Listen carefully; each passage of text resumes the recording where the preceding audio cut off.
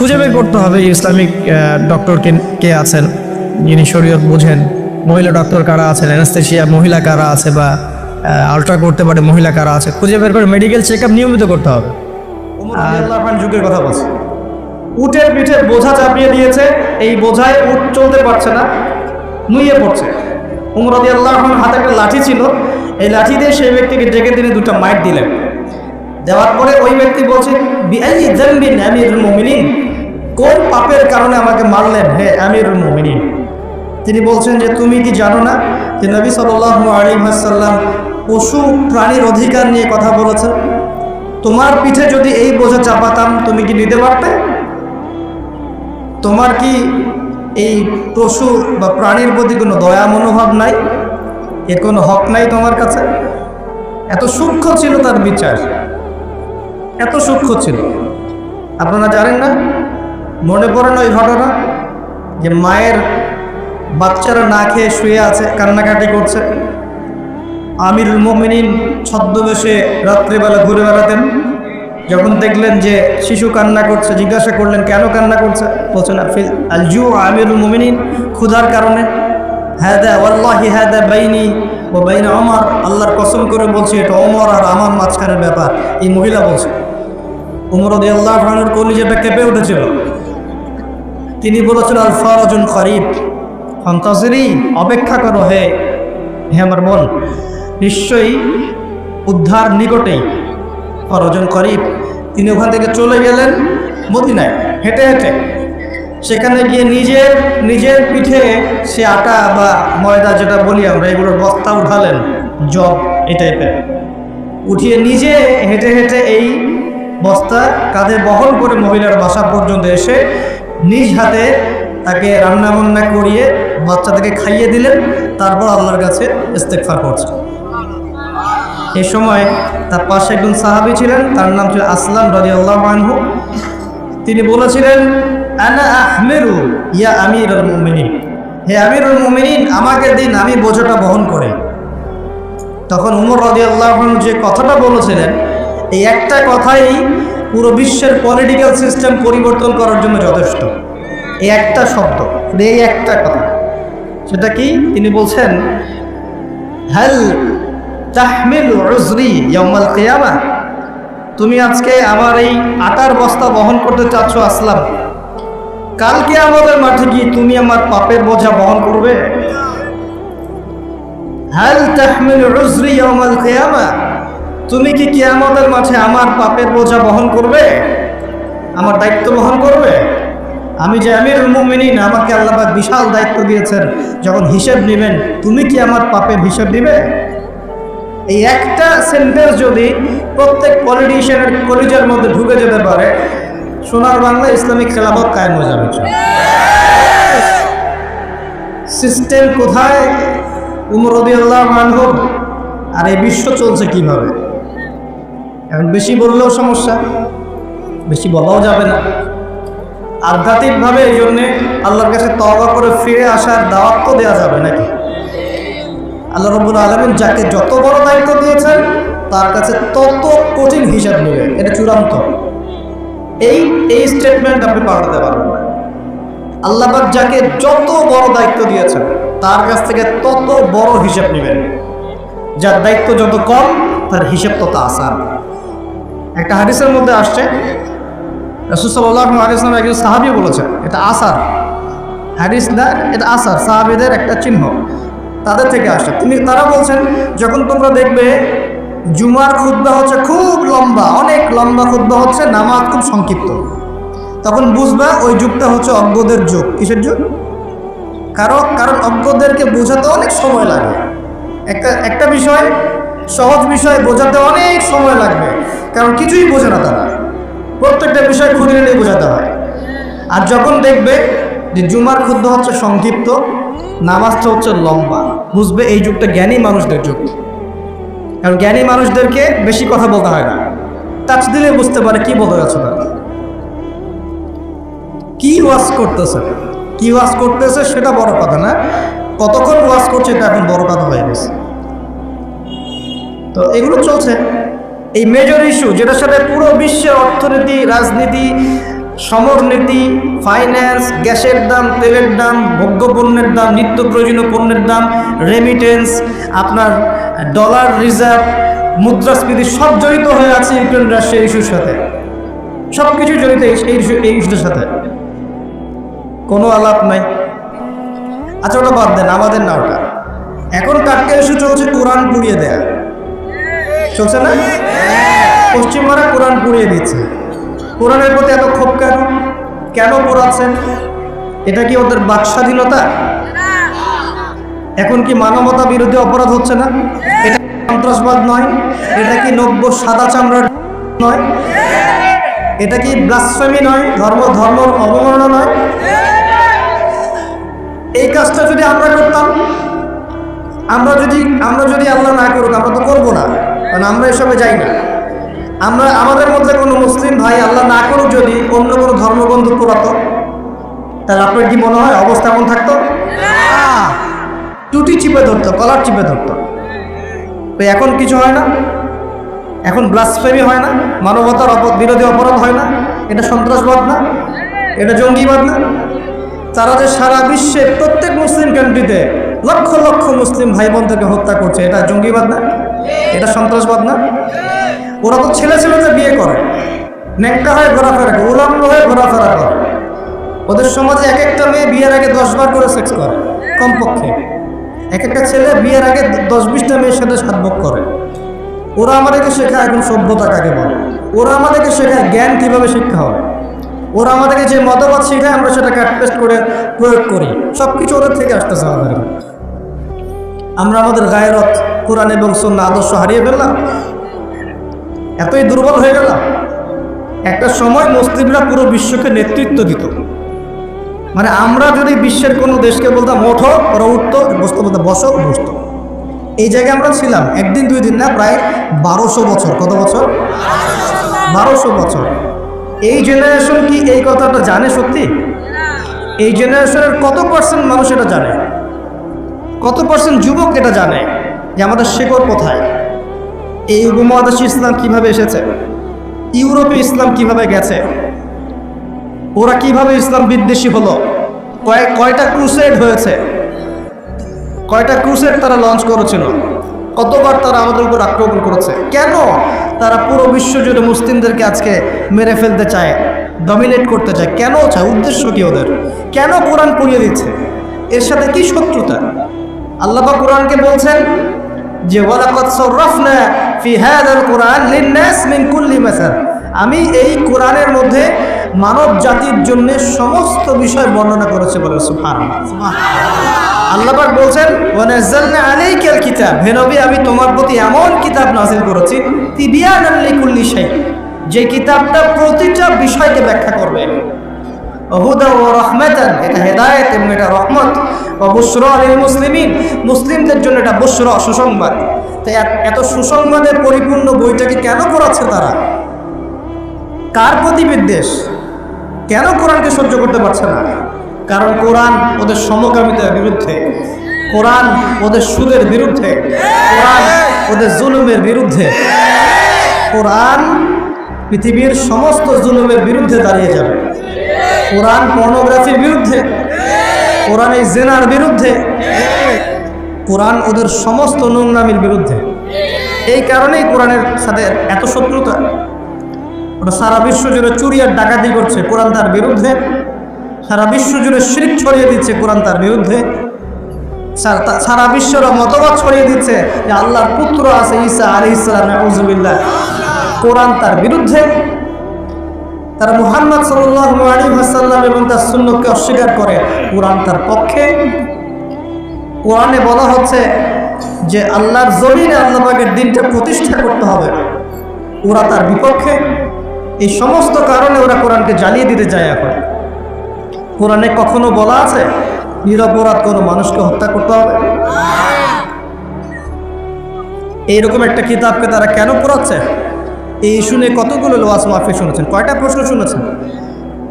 সমস্যা আমাদের মধ্যেও, সমস্যা আপনাদের মধ্যেও, সমস্যা অডিয়েন্সের মধ্যেও, সমস্যা যে স্পিচ দিচ্ছে তার মধ্যেও। আমরা কেউই পারফেক্ট না, আমরা সবাই আমাদের জায়গা থেকে খেয়ানত করছি। আমরা সবাই যার যার জায়গা থেকে আমানতের খেয়ানত করছি। এটা আমরা সবাই যার যার জায়গা থেকে আমানতদার হতাম, আজকে ইসলামের অবস্থা এমন হতো না। বিশ্বাস করেন, সেকুলার সমাজ, নাস্তিক সমাজ, বা যারা একটু মুক্ত চিন্তা বলে, বাকস্বাধীনতার কথা বলে, মুক্ত চিন্তার কথা বলে, যারা দাবি করে তারা একটু স্মার্ট, এমন দাবি করে না, এই বিশাল কমিউনিটি ইসলামের নামে এরকম কিছু ভণ্ডামি দেখে ইসলাম সম্পর্কে বিরূপ ধারণা সৃষ্টি করে এবং এই ইস্যুগুলোকে কেন্দ্র করে তারা সারা ওয়ার্ল্ডে প্রোপাগান্ডা চালায় ইসলামকে এমন। ইসলামকে এমন, ইসলামকে আজকে হাসি ঠাট্টার পাত্র বানানো হয়েছে।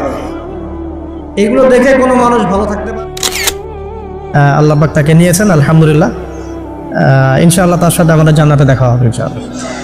আর এখন আমার এক মেয়ে এবং দুই ছেলে। তো প্রত্যেক ছেলে এবং মেয়ের সময় ওয়াইফকে ঢোকানো হয়েছে আমি জায়নামাজেই। যতক্ষণ পর্যন্ত বাচ্চা আমার হাতে আসে না আমি জায়নামাজেই ছিলাম।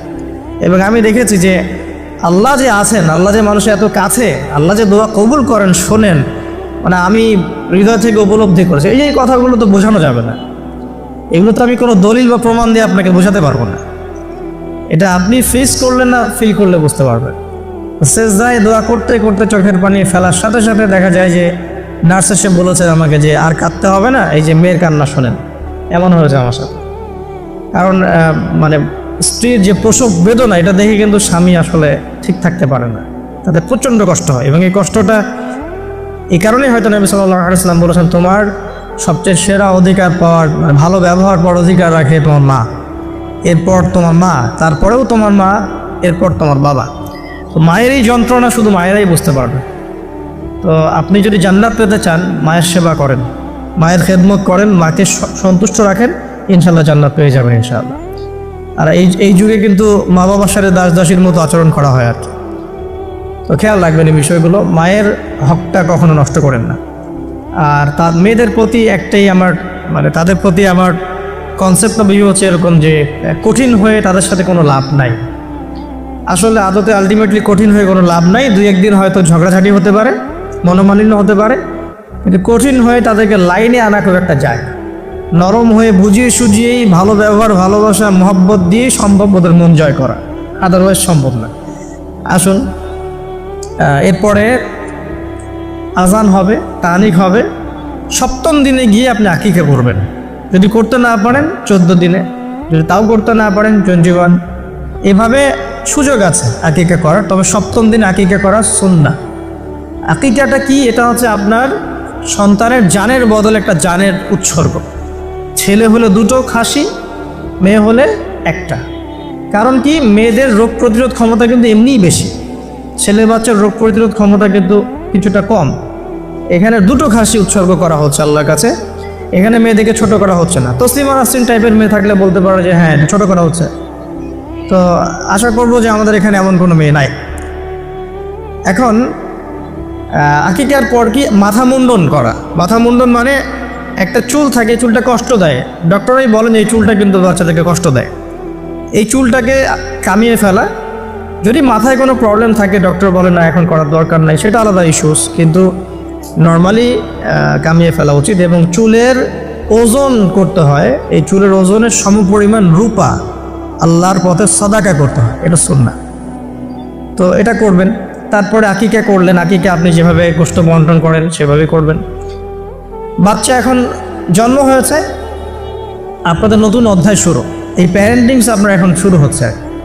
এখন আপনার জন্য প্যারেন্টিংস বইটা আমি সাজেস্ট করছি এবং আমি কিছু বলে দিচ্ছি আর কি। দেখুন, আদম আলাইহিস সালামের দুই ছেলের সম্পর্কে প্যারেন্টিংসের মধ্যে কথা এসেছে। আদম আলাইহিস সালামের 2 ছেলের সম্পর্কে কিন্তু কথা এসেছে। 1 নাম্বার হাবিল কাবিলের ঘটনা মনে আছে? 2 সন্তান পরস্পরে হিংসা বশত কিন্তু এক ভাইকে হত্যা করে ফেললো। যদি আপনাদের একাধিক সন্তান থাকে, কারো প্রতি পক্ষপাতিত্ব করতে চান না, তাহলে কিন্তু হাবিল কাবিলের মতো সম্পর্ক গড়ে উঠবে আর কি। আর এই যুগে তো হাবিল কাবিলের সম্পর্ক এখনো চলছে। এখানে বহু কাবিল ঘুরে বেড়াচ্ছে দাড়ি টুপি নিয়েই, তাই না? এখন হাবিল কাবিল সম্পর্ক তো এখন আছে আর কি। কুরবানি কবুল হচ্ছে, আমারটা হচ্ছে না কেন? খেদমত হচ্ছে, আমি পারছি না কেন? মানুষ ওখানে ছুটছে, আমার কাছে আসে না কেন? ওই ওয়াজে 2 লাখ লোক হচ্ছে, আমার ওয়াজে হচ্ছে না কেন? হাবিল কাবিল সম্পর্ক তো আছেই আর কি। তো কাবিল কি করবে? হাবিলকে এলিমিনেট করার চেষ্টা করবে, হাবিলকে দুনিয়া থেকে সরাতে হবে, তাহলে সে সফল, তার ধারণা এমন। অথচ এই কাজের ফলে কি হয়েছে, তার আমল নামে সমস্ত খুনের গোনা কিন্তু যাচ্ছে একটা একটা করে। আর সেম জিনিস আমাদের সাথেও হয়েছে, আমাদেরকে এলিমিনেট করার চেষ্টা করা হয়েছে।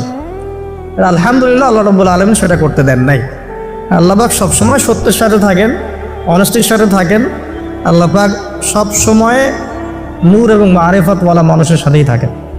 আল্লাহ পাক কখনোই ইবলিস এবং কাবিলের সাথে থাকেন না। আল্লাহ পাক বোঝার তৌফিক দেখ। সামনে যান, নূহ আলাইহিস সালামের জীবনেও কিন্তু প্যারাডিক্স আছে। দেখেন এক সন্তান ইসলাম কবুল করছে না। তো এমন হতে পারে যে দীর্ঘদিন আমার একাধিক সন্তান, আমি আমার সর্বোচ্চ পরিশ্রম করছি সন্তানের পিছনে, তাদের ভরণ পোষণ, খাওয়া দাওয়া, এডুকেশন সব কিছু, তারপরেও জীবনের এক পর্যায়ে গিয়ে একজন বিভ্রান্ত হয়ে গেছে।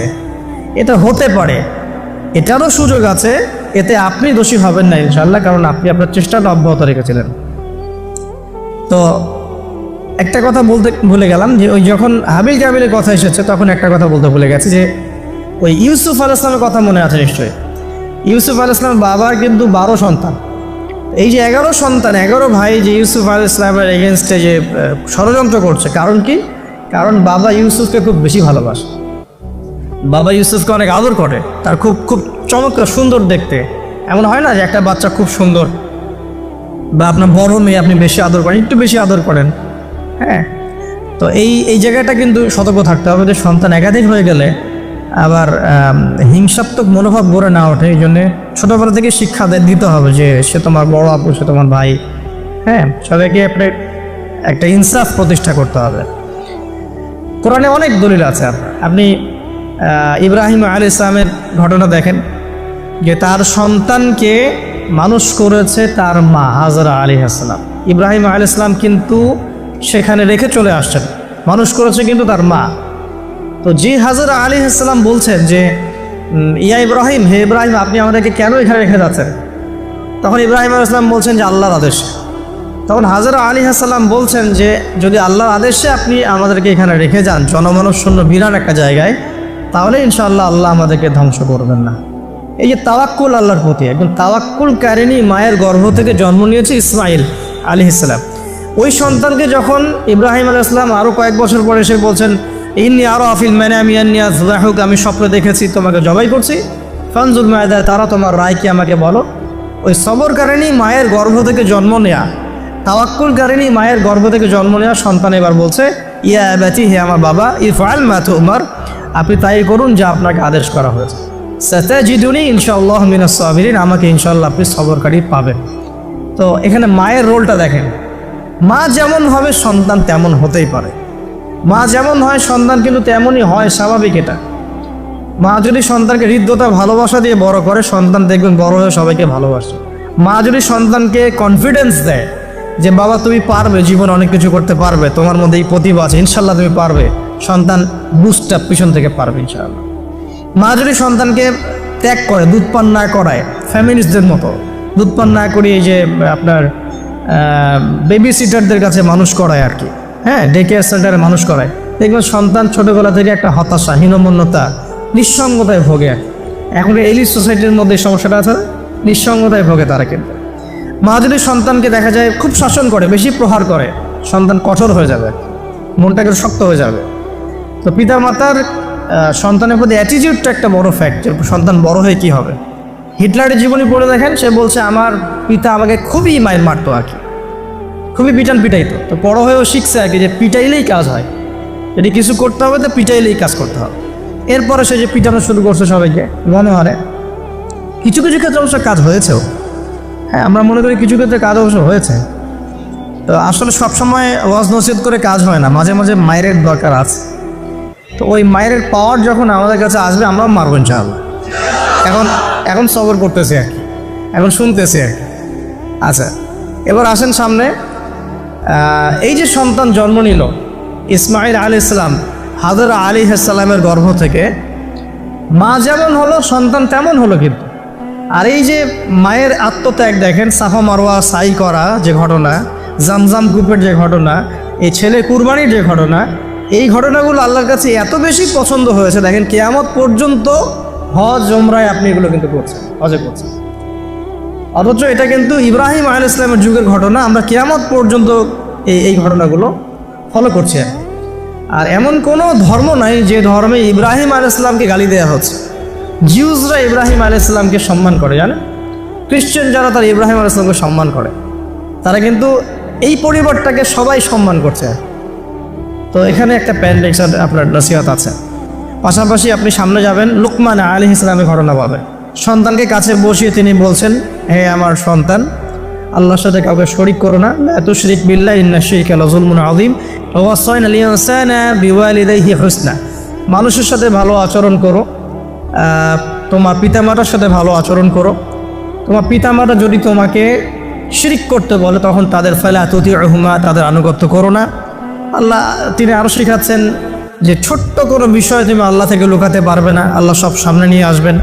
ইয়া মুনাইয়া আকিমিস সালাহ, সালাত কায়েম করো, ওয়া আমর বিল মারুফ, সৎ কাজে আদেশ করো, ওয়ানহা আনিল মুনকার, অসৎ কাজে নিষেধ করো, ওয়াসবির আলা মা আসাবাক, তোমার উপরে যে বাধা বিপত্তিগুলো আসবে সেগুলোতে সবর করো।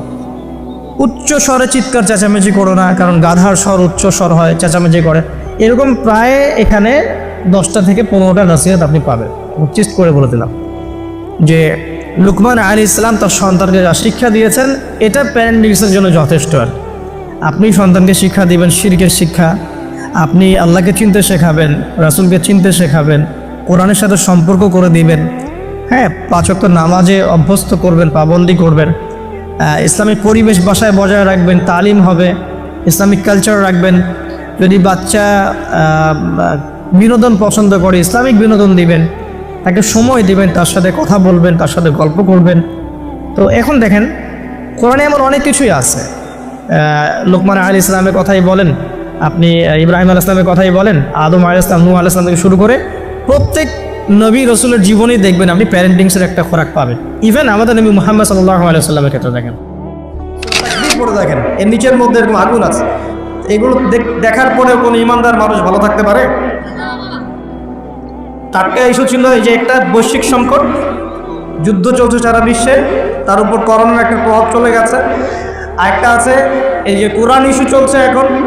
আর সবচেয়ে লেটেস্ট, এবং এটা তো চলছেই বিগত 80 বছর থেকে, আবার নতুন করে ইস্যু চলছে এখন, প্যালেস্টাইন, ফিলিস্তিন এবং ইসরায়েল ইস্যু চলছে না? এখনকার ইস্যু ওদের, এখনকার ভীষণ কি, এই যে আমাদের মসজিদ বাইতুল আকসা, মসজিদুল আকসা, এটাকে সরিয়ে ফেলে সেখানে ওদের টেম্পল নির্মাণ করার প্ল্যান এখন। আমরা এই পর্যন্তই বলতে পারবো না, আউযুবিল্লাহ, এর বেশি কিছুই করতে পারবো না। আমাদের ঈমান এই অবস্থাতেই এখন। একটা লেভেল থাকে, মান রাআ মিনকুম মুনকার, কেউ যদি কোনো মুনকার কাজ দেখে ফালিয়ুগাইয়ির বিয়াদিহি, ক্ষমতা থাকলে হাত দিয়ে সরিয়ে দিবে, ক্ষমতা থাকলে একদম লড়াই করে সরাই দিবে। এটা 1 নম্বর। 2, ওয়াইল্লাম ইয়াস্তাতি, যদি সেটা করতে না পারে ফাবিলিসানিহি, কমপক্ষে লিসান দিয়ে বলবে। লিসান দিয়ে বলে কয়জন? ওঠেন বসেন ওয়াজ মাহফিল চলছে, লিসান দিয়ে বলে কয়জন?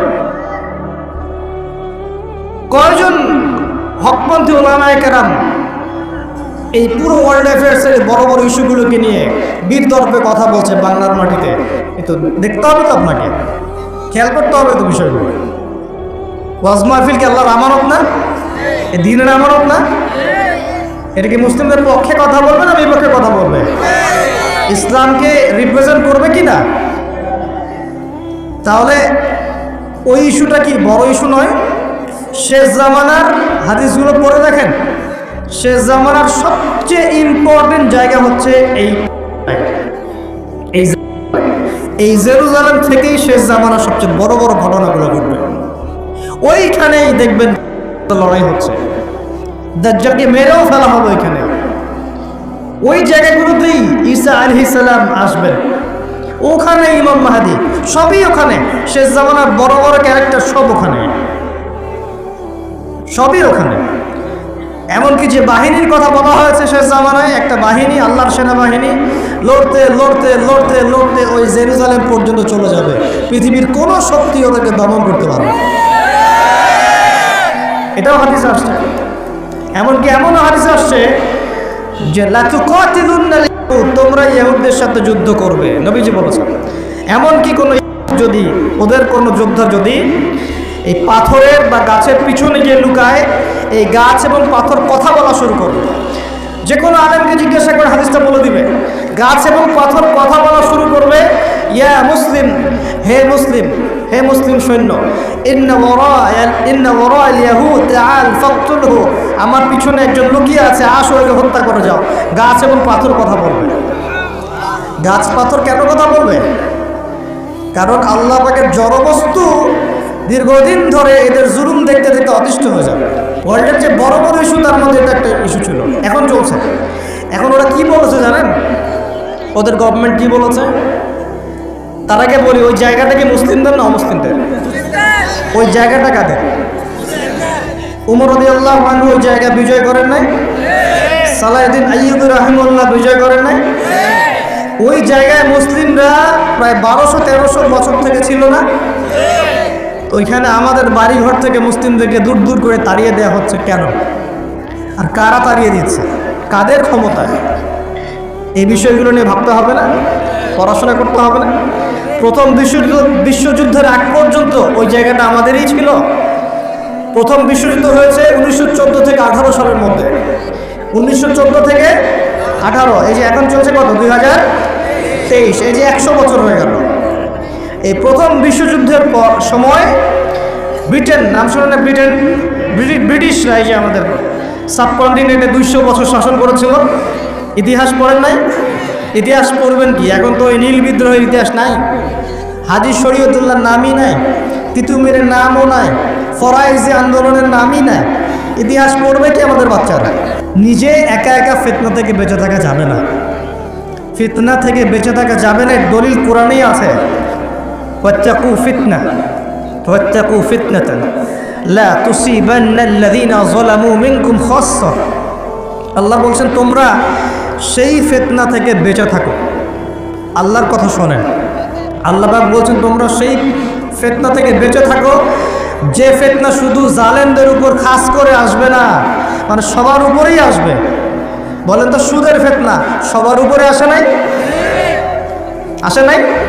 এই যে এক সময় ঘুষটা খুব অপরাধ মনে করা হতো, যে ঘুষ ছি ছি ছি, মানুষ দেখলে কি, জানলে কি বলবে। আস্তে আস্তে আস্তে আস্তে ইউজ টু হয়ে গেলাম। এখন স্বাভাবিক হয়ে যাচ্ছে দিন দিন। হ্যাঁ, দেওয়াই লাগে, নেওয়াই লাগে।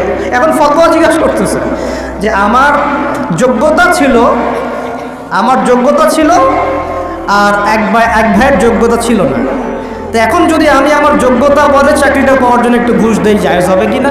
তখন আমার ফতোয়া দিচ্ছে হ্যাঁ জায়েজ হতে পারে। এই জায়গায় চলে আসছি আমরা, এখন ইউজ টু হয়ে গেছে। আগে একটা ছিল যে ধর্ষণ, অল্প কিছু হলে মানুষের মধ্যে একটা এগ্রেশন কাজ করতো, মানুষ বিচার চাইতো, মানুষ আন্দোলন করতো, অনেক কিছু করতো। আস্তে আস্তে ইউজ টু, হ্যাঁ হয়, দেশে 10-20টা হয় প্রতিদিন। আগে ছিল একজন ব্যক্তি যদি চুরি করতো, খুব চক্ষু লজ্জা, চুরি করেছে কেউ জানলে কী হয়ে যাবে। এখন কোনো সমস্যা নাই, সবাই তো করতেইছে, সবাই তো চুরি চামারি করে, আমি করলে কি সমস্যা? আগে ব্যবসা করতো মানুষ, মাপে কম দিলে একটু চক্ষু লজ্জা কাজ করতো, কেউ দেখে ফেললে, জেনে ফেললে কি হবে না হবে। এখন সবাই করে, আমিও করি, মানে এই যে সবাই করে আমিও করি, আস্তে আস্তে সব ইউজ টু করে ফেলা হচ্ছে। প্রথম ইস্যুগুলো নিয়ে মানুষ খুব উদ্বেগ ছিল, হ্যাঁ ওটা আমাদের জায়গা, এটা আমাদের ফেরাতে হবে, ফেরানোর চেষ্টা করতে হবে, ইত্যাদি ইত্যাদি। আস্তে আস্তে আচ্ছা ঠিক আছে, আস্তে আস্তে হ্যাঁ ঠিক আছে, ইউজ টু। ওদেরই তো, ওরা শক্তিশালী, আমরা দুর্বল, এরকম হয়ে গেছে। আস্তে আস্তে এই যে অবস্থা, এতে করে শুধু 100জন মানুষ ইফেক্টেড হবে না, পুরো উম্মার সবাই ইফেক্টেড হবে। আস্তে আস্তে এই সমস্যাগুলোর ফলাফল আপনার আমার বাসার দরজায় যদি না আসছে, নাম বদলে ফেলবো ইনশাআল্লাহ। সবার দরজায় এই ফিতনাগুলো আসবে। এখন আমি একটা হাদিস শুধু আপনাদেরকে বলবো আজকে। এই একটা হাদিস থেকে আমি আলোচনা গুটিয়েও নিব, এবং শেষের দিকে আমি কিছু স্পেশাল নসিহত করব আগামী রমাজানের জন্য। কিসের জন্য? মনে আছে রমজানের কথা? এতটুকু যে আলোচনা শুনলেন তাতে একটা জিনিস আপনার কাছে স্পষ্ট, যে পুরো বিশ্বের প্রেক্ষাপট কিন্তু ভালো না এবং মুসলিমদের অনুকূলে না। এই জায়গায় নাকে তেল দিয়ে সবাই ঘুমিয়ে যাওয়ার ইবাদত করবে এই সুযোগটা নাই। এখন প্রথমে জ্ঞান অর্জন করতে হবে। কী করতে হবে? জ্ঞান অর্জন, তারপর সচেতনতা, তারপর বেশি বেশি আমল করা, নিজের হায়াতটাকে মূল্যায়ন করা। এরপর দরকার হবে আমার পরিবারটাকে আগে ঠিক করা। কী করা? আগে পরিবার ঠিক করা, নিজের পরিবারের জিম্মাদারি আগে, তারপরে আমার রিজিকের সোর্সটাকে হালাল করে তোলা। এরপরে আমি আমার সাধ্যমতো সৎ কাজে আদেশ করব, অসৎ কাজে নিষেধ করব, এবং উম্মার মধ্যে বিভক্তি বাড়াবো না, ফিতনা বাড়াবো না, বরং সাধ্য থাকলে, ক্ষমতা থাকলে আমি এখানে প্রবলেম সলভ করার চেষ্টা করব। আর আমরা আপোষে একটা কান্ট্রির মধ্যে একে অপরের সাথে লড়াই সংঘাতে যাব না। যদি যাই তাহলে কি হবে? উভয়ের মাঝখানে ইউনিটি নষ্ট হয়ে যাবে, আমাদের শক্তি কমে যাবে, হাওয়া বেরিয়ে যাবে, যা ভালো আছে ওইটাও থাকবে না। আল্লাহ পাক আমাদের সবাইকে কথাগুলো একটু বোঝার তৌফিক দেন। সর্বপ্রথম আল্লাহর কাছে দোয়া করে আল্লাহ পাক যেন আমাদের সবাইকে জানা অনুযায়ী আমল করার তৌফিক দান করেন, এবং আমি যা বলছি তার উপর আগে আমাকে আমল করার তৌফিক দান করেন, এবং আপনাদের মধ্যে যারা বুদ্ধিদীপ্ত মানুষ তাদের কলমের মধ্যে কথাগুলো আল্লাহ পাক পৌঁছে দেন। একজন মানুষও যদি পুরো বিষয়গুলো বুঝতে পারে এবং তার দ্বারা যদি আগামীতে কোনো খেদমত হয়, আমি সফল ইনশাআল্লাহ। আমরা সফল।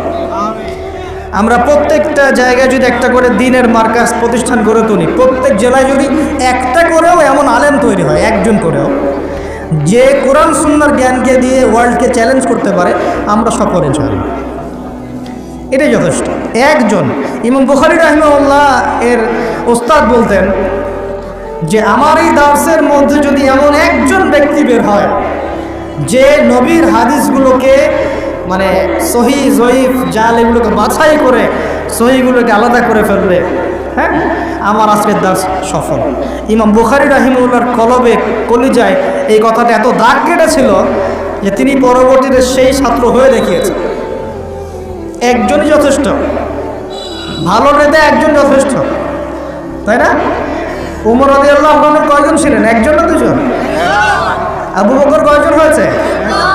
উসমান কয়জন হয়েছে? আলী ইবনে আবি তালেব কয়জন? একজন যথেষ্ট। একজন কি পাওয়া যাবে আজকে ইনশাআল্লাহ? যে কথাগুলো বুঝবে এবং আমল করবে, অনেক জ্ঞান অর্জন করবে ইনশাআল্লাহ, আমল করবে, পরিবার করবে, হালাল খাবে এবং সুন্নতের উপর থাকবে, সত্যটাকে সত্য বলে স্পষ্ট করবে, কাউকে ভয় করবে না, মিথ্যাকে মিথ্যা বলে স্পষ্ট করবে, কাউকে ভয় করবে না, ফিতনা বাড়াবে না, কমানোর চেষ্টা করবে, ব্যক্তিত্বশীল হবে, ইসলামকে হাসি ঠাট্টার পাত্র বানাবে না, ব্যক্তিত্ব সম্পন্ন হবে, এবং ইনশাআল্লাহ তাআলা সারা জীবনের লক্ষ্য স্থির করবে যে আমার জীবনের লক্ষ্য হচ্ছে আল্লাহর দ্বীনকে প্রচার করা, প্রসার ঘটানো, প্রতিষ্ঠার চেষ্টা করা। একজন পাওয়া যাবে ইনশাআল্লাহ? কে রাজি আছেন বলেন? বাকিরা রাজি নাই? আচ্ছা, আলহামদুলিল্লাহ। আল্লাহ পাক কবুল করুন বলি আমি। বিসমিল্লাহির রহমানির রহিম। এবার হাদিসটা শুরু করে ফেলেন। করার পর স্বামী স্ত্রী তাদের মধ্যে যে সম্পর্কটা, এই সম্পর্কটা শুরু হবে 2 রাকাত সালাত থেকে। প্রথম রাতে 2 রাকাত সালাত পড়ে নেবেন, ওযু অবস্থায় সালাত পড়ে ডিসকাস করবেন জীবনের উদ্দেশ্যগুলো সম্পর্কে। ফ্যান্টাসির কারণে এমন কিছু করে যায় না প্রথমে, যাতে করে সে আবার আতঙ্কিত হয়ে পড়ে। সময় দেন, তাকে টাইম দেন, তার সাথে নরম হন, কোমল হন। বিকজ একটা মেয়ে, যারা সতীসাধী মেয়ে, তারা পুরুষকে গ্রহণ করার আগে খুব ভালো করে তাদের মনের মতো একজন মানুষ তারা মানে কল্পনা করে, প্রত্যাশা করে, এবং আতর্কিত বিষয়গুলো তারা খুব একটা পছন্দ করে না। ঠিক আছে? আর পুরুষের সাইকোলজি কিন্তু ডিফারেন্ট। পুরুষ কিন্তু ওভার অ্যাগ্রেসিভ হয়ে যায় অনেক সময়। সো তাকে টাইম দেন, তাকে সময় দেন, আপনাকে বোঝার সময় দেন, কথাবার্তা বলেন, কন্টিনিউ করেন। দেন আপনি অবশ্যই 2 রাকাত সালাত পড়বেন। সালাত পড়ে আল্লাহর কাছে দোয়া করবেন দুজনে। দোয়া করার পর আল্লাহুম্মা ইন্নি আল্লাহুম্মা ইন্না জান্নিবনা শাইতান ওয়া জান্নিবাশ শাইতান মা রাযাকতানা, এই দোয়াটা পড়তে ভুলবেন না। এই দোয়া পড়ার পরে আপনি আপনার ভালোবাসার ইজহার করেন, ইনশাআল্লাহ তাআলা আল্লাহ পাক যদি আপনাদেরকে সেই মিলনের ফলে সন্তান দেন, ওই সন্তানকে শয়তান কোনো ক্ষতি করতে পারবেন ইনশাআল্লাহ। আমি বোঝাতে চাচ্ছি প্যারেন্টিংসের সাথে প্রত্যেকটা বিষয় লিঙ্ক আপ আছে। বিয়ে একটা মেজর টপিক প্যারেন্টিংসের ক্ষেত্রে। আপনার এনভায়রনমেন্ট, আপনার স্বামী স্ত্রীর আন্ডারস্ট্যান্ডিং, এই যে মিলনের সময় দোয়া পড়া, এবং এরপর দেখা গেল যে একসময় আপনার স্ত্রী কনসিভ করলো বা সে গর্ভবতী হয়েছে, এখন আপনার উপর রেসপন্সিবিলিটি বেড়েছে।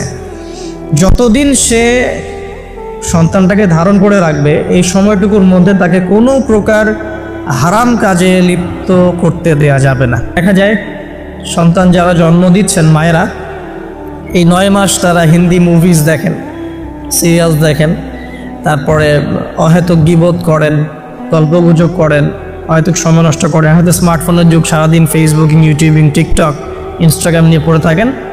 এই প্রতিটা কাজ গর্ভের সন্তানের উপর প্রভাব ফেলে, প্রত্যেকটা কাজ গর্ভের সন্তানের উপর প্রভাব ফেলে। ইভেন মায়ের যদি মন খারাপ থাকে, বাচ্চা ভিতরে কষ্ট পায়। মা যদি প্রফুল্ল থাকে, হাসি খুশি থাকে, বাচ্চা কিন্তু ভিতরে ভালো থাকে। মেডিকেল সায়েন্স পড়েন, আমরা প্যারেন্টিংস নামে একটা বই সাজেস্ট করছি, ওই বইটা পড়ে দেখেন, ডিটেলস সব লেখা আছে। তো মায়ের এখানে সময় কাটানোটা খুব ইম্পর্টেন্ট। কীভাবে আমরা সময় কাটাচ্ছি গর্ভবতী অবস্থায়? এই 9 মাস মায়েদের উচিত বেশি বেশি কোরআন তেলাওয়াত করা, আল্লাহর জিকির আজগার করা, নামাজ না ছাড়া, হ্যাঁ ভালো কিছু দেখা, ভালো কিছু শোনা, যত রকম হারাম এবং কবিরা গুনাহ আছে এগুলো থেকে দূরে থাকার চেষ্টা করা। এরপর ইনশাআল্লাহ সন্তান ভালো হবে। আল্লাহ পাক দোয়া করি সন্তান যেন সুস্থ স্বাবলম্বী হয়। পাশাপাশি মেডিকেল চেকআপসগুলো নিয়মিত করাবেন, কারণ এটা খুব ইম্পর্টেন্ট ফ্যাক্ট। অনেক সময় দেখা যায় যে আমরা মানে পর্দার যেহেতু একটা বিধান আছে, তো পর্দার বিধান পালন করতে গিয়ে আমরা দেখা যায় আলট্রা করাবো না, আমরা এই ডাক্তারের কাছে নিব না, হ্যাঁ আমরা নর্মাল করাবো, বাসায় করাবো, হসপিটালে নিব না, কিছু ওভার এগ্রেসিভ থিঙ্কিংস চলে আসে। পর্দা করব তাহলে মহিলা ডাক্তার দেখাতে হবে, আলট্রা খুঁজে বের করতে হবে কে আলট্রা মহিলা ডক্টর আছে আলট্রা করতে পারে, খুঁজে বের করতে হবে, ক্লিনিক সেভাবে পরিবেশ তৈরি করতে হবে। এই জন্য আমি বলি, মানে আমার একটা স্বপ্ন আছে যে ঢাকা শহরে একটা ভালো ক্লিনিক আর হসপিটাল করা, যেখানে সব কিছু ইসলামিকভাবে চলবে ইনশাআল্লাহ। মানে এটা দরকার আছে। আপনারা যদি আমরা ফেস করাচ্ছি তো আমরা বুঝতে পারি দরকার আছে। একটা হসপিটালে যান, দেখবেন পরিবেশ এনভায়রনমেন্ট ইসলামিক না। আপনার স্ত্রীর অ্যানাস্থেশিয়া করছে একজন পুরুষ ডক্টর, সিজার করবে, অ্যানাস্থেশিয়ার প্রয়োজন আছে, একটা পুরুষ ডক্টর এসে অ্যানাস্থেশিয়া পুশ করছে, তখন তো পর্দা যাচ্ছে কেন? পর্দা চলে গেল। যদিও বা অনেকে ফতোয়া দিতে পারেন যে এই সব জায়গায় বা এই ধরনের ক্ষেত্রে হয়তো এটা জায়েজ হতেও পারে, অনেকে ফতোয়া টানতে পারেন, কিন্তু এখানে কিন্তু এই সুযোগটা দেওয়ার ফলে কী হয়েছে যে অনেক সময় রোগীরা হ্যারাসমেন্টের শিকারও হয়েছেন, সেক্সুয়াল হ্যারাসমেন্টের শিকারও কিন্তু হয়েছে, এটাও কিন্তু বাস্তব। তো এই জন্য ইসলামিক এনভায়রনমেন্টের দরকার আছে।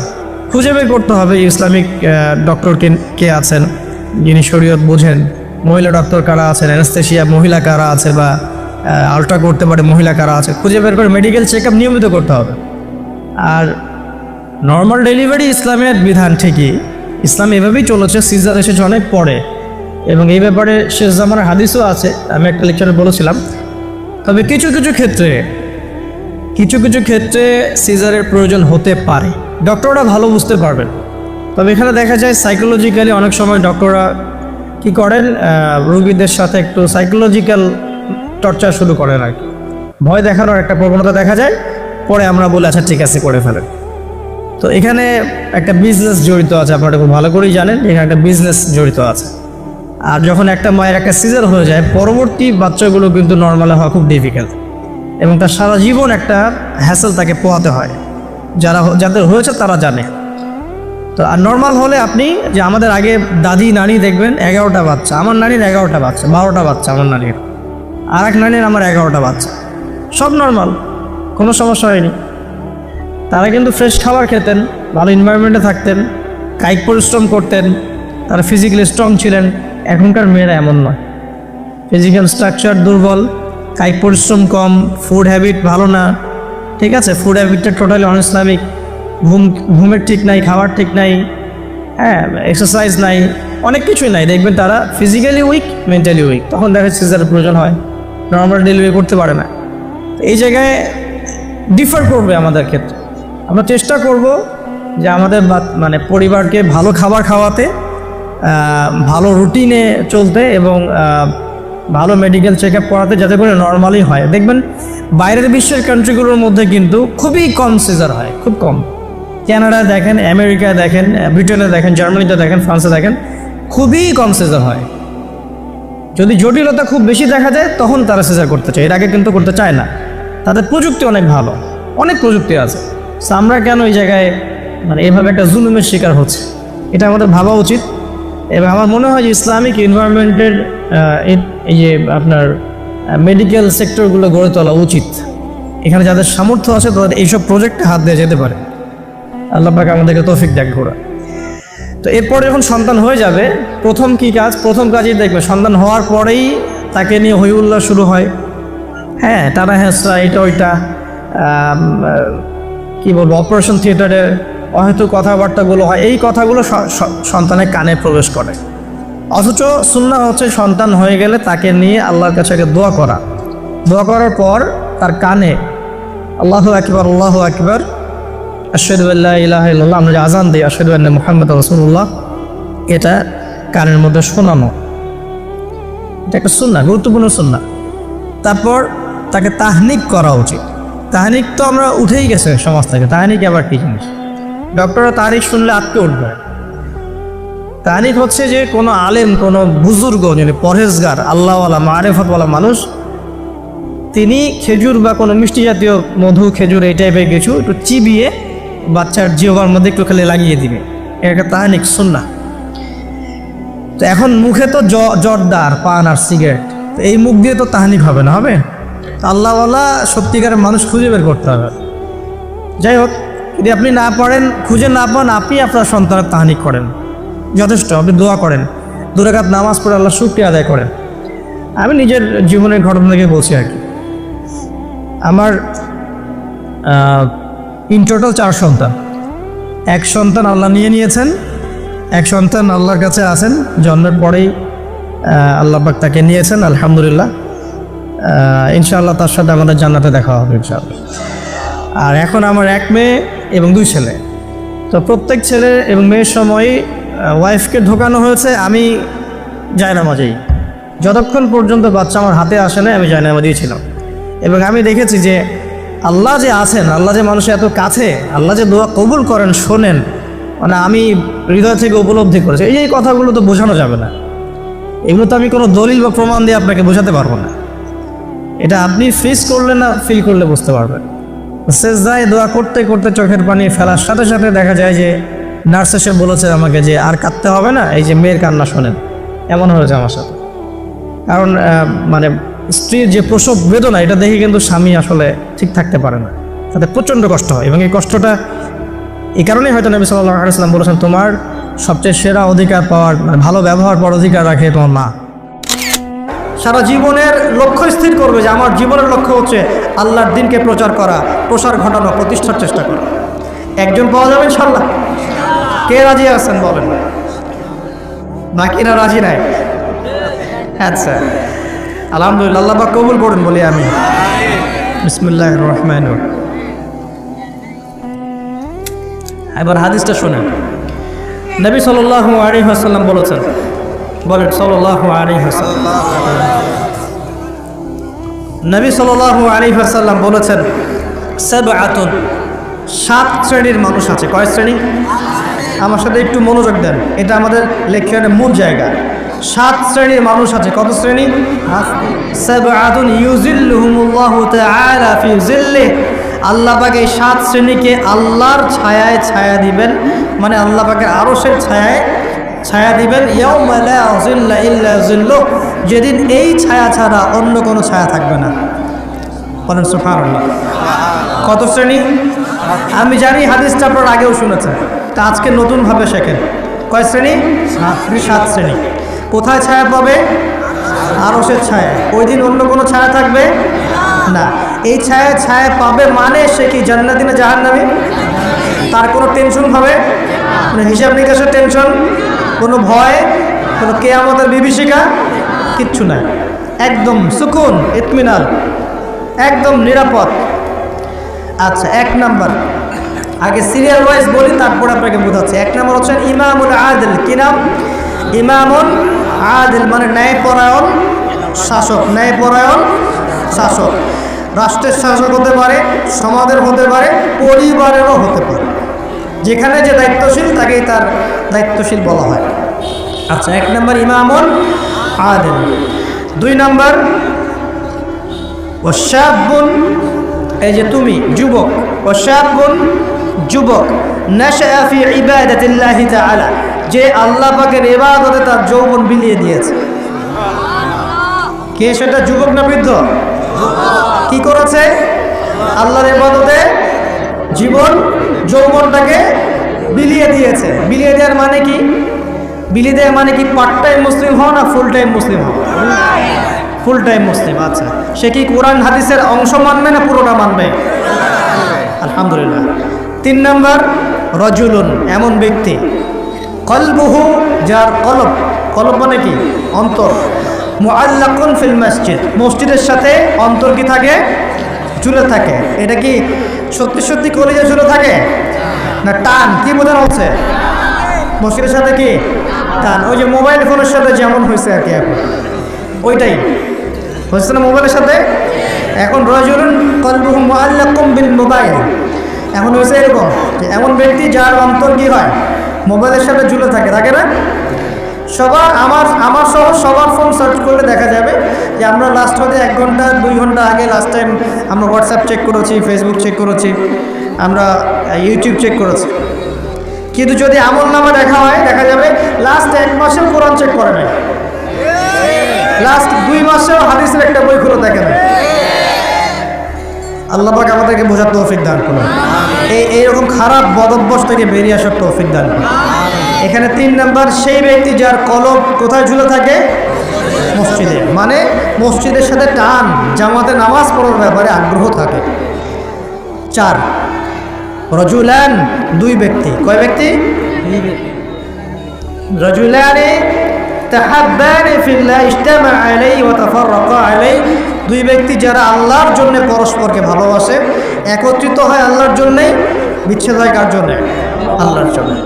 আচ্ছা, বুঝাচ্ছি একটু পরে, সিলেটটা বলে নেই। 5 নাম্বারকে ওয়ারজুলুন, আরেকজন ব্যক্তি, দাত হয়ে মুরাআত, যে ব্যক্তিকে কোনো মহিলা ডাকলো। এখানে ডাকলো মানে আসলে জেনার জন্য কি করলো? ডাকলো। দাত হয়ে মুরাআত যাত মানসাবিন ওয়া জামাল, যে মহিলার সৌন্দর্য আছে, খুবই সুন্দরী এবং উচ্চ বংশের কোনো মহিলা বা মেয়ে ডেকেছে জেনা করার জন্য একজন ব্যক্তিকে। সে বলছে ইন্নী আখাফুল্লাহ, আমি আল্লাহকে ভয় করি। এ কিন্তু যুবক হতে পারে, যুবকদেরকে এরকম বেশি প্রলোভিত করা হয়। 6 রাজুলুন, আরেকজন ব্যক্তি, তাসাদ্দাকা বিসাদাকাতি, সে সদকা করেছে। কি করেছে? সদকা বা দান সদকা করেছে। হাত্তা লা তা'লামা শিমালুহু মা তুনফিকু ইয়ামিনুহু, এমনকি তার বাম হাত জানে না ডান হাত কি দান করেছে। ঠিক আছে, এত গোপনে সে দান করে যে তার বাম হাত জানে না ডান হাত কি দান করেছে। আর 7 নাম্বার রাজুলুন যাকারাল্লাহ খালিয়ান, যে ব্যক্তি আল্লাহকে ডাকে, খালিয়ান মানে গোপনে, নীরবে, নিভৃতে, একাকী আল্লাহকে ডাকে। ফাদাত আইনাহু, তার চোখ দিয়ে টকটক করে পানি পড়তে থাকে। কয় শ্রেণী? 7 শ্রেণী। এবার বোঝেন, এটা বোঝার আগে একটু আকাশের দিকে তাকাবেন আজকে বাসায় গিয়ে, বা যেদিন আকাশে ভরপুর তারা উঠবে সেদিন দেখবেন। আকাশের তারা দেখেছেন কখনো? এখন তো সময় নেই এগুলার, মানুষ ব্যস্ত, আকাশের তারা দেখার সময় নেই। আল্লাহ পাক সূরা মুলক পড়তে বলছেন রাত্রেবেলা, তাই না? সূরা মুলক পড়তে বলছেন কখন? রাতের বেলা পড়লে কবরের আযাব থেকে বেঁচে থাকবে ইনশাআল্লাহ।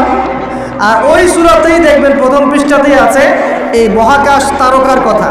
আল্লাহ বলছেন তারা দেখো, তারা দেখো, তারার দিকে তাকাও, আল্লাহ সৃষ্টির দিকে তাকাও, দেখো যে তোমাদের এই আল্লাহ সৃষ্টির মধ্যে তোমরা কোনো খুঁত বের করতে পারো কিনা। দেখো, তাকাই দেখো, বারবার দৃষ্টি ফিরাও, তোমার দৃষ্টি ব্যর্থ হয়ে ফিরে আসবে। সুবহানাল্লাহ। রাতে সূরা মুলক পড়তে বলেছেন, আর তারা কখন ওঠে? আর সেই তারার কথা এই সূরাতেই আছে। মেলাতে পারছেন? সুবহানাল্লাহ, চিন্তা করেছেন? এখন এখান থেকে হাদিসে আসতেছে, আকাশের তারাগুলো দেখবেন, দেখে মনে হবে যে হয়তো বিক্ষিপ্ত হয়ে আছে, আসলে বিক্ষিপ্ত না। প্রত্যেকটা তারার সাথে প্রত্যেকটা তারার একটা গাণিতিক মিল আছে, এটা জ্যামিতিক মিল আছে। তোমরা কি জ্যামিতি পড়ছো না?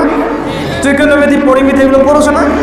দেখবা তারা থেকে তারা তুমি চমৎকার কিছু শেপ এবং ম্যাথামেটিক্যাল ফাংশন বের করতে পারবে। দূরত্ব, ডিস্টেন্স, এক তারা থেকে আরেক তারার ডিস্টেন্স, ওই থেকে আরেকটা ডিস্টেন্স, আরেকটা থেকে আরেকটা ডিস্টেন্স, সেম পাবা, সমান পাবা, চোখ দিয়ে দেখতে পারবা। তুমি ছোট পরিসরও দেখতে পারবা যে তারাগুলোর মধ্যে একটা গাণিতিক মিল আছে। আর চোখটাকে যদি বড় করো, আকাশটাকে আরো বড় করো, দেখবা বড় পরিসরেও দেখতে পারবা। ঠিক যেমন কোরআনের সূরাগুলো এবং হাদিসগুলোকে যদি এবং কোরআনের সূরাগুলোকে, আয়াতগুলোকে যদি এভাবে তারার মতো করে মেলানো যায়, একটার সাথে আরেকটা, হেদায়েত খুঁজে পাওয়া যায়। কি পাওয়া যায়? ঠিক একইভাবে হাদিসগুলোকে যদি একটার সাথে একটা মেলানো হয়, তখন একটা সুন্দর হেদায়েত বের হয়ে আসে। একটা এক্সাম্পল দিলে বুঝতে পারবো। ইসলাম, আল্লাহ পাক বলছেন সূরা মাইদার 3 নম্বর আয়াতে, ইসলামকে পরিপূর্ণ করেছে। কি করেছি? ইসলামকে পরিপূর্ণ করেছে। আবার আল্লাহ পাক বলছেন সূরা আলে ইমরানে গিয়ে, এই পরিপূর্ণ দিন বাদ দিয়ে কি তোমরা অন্য কোনো দিন তালাশ করছো? আবার আল্লাহ পাক সূরা আলে ইমরানের শুরুর দিকে নিয়ে গিয়ে বলছেন, এই পরিপূর্ণ দিনই আল্লাহর কাছে একমাত্র দিন। মানে একটার সাথে একটা মেলাবেন, আপনি ডটগুলো মেলালেই আপনি একটা রেজাল্ট পাবেন। আর যে কোনো মাসালায়, যে কোনো মাসালা।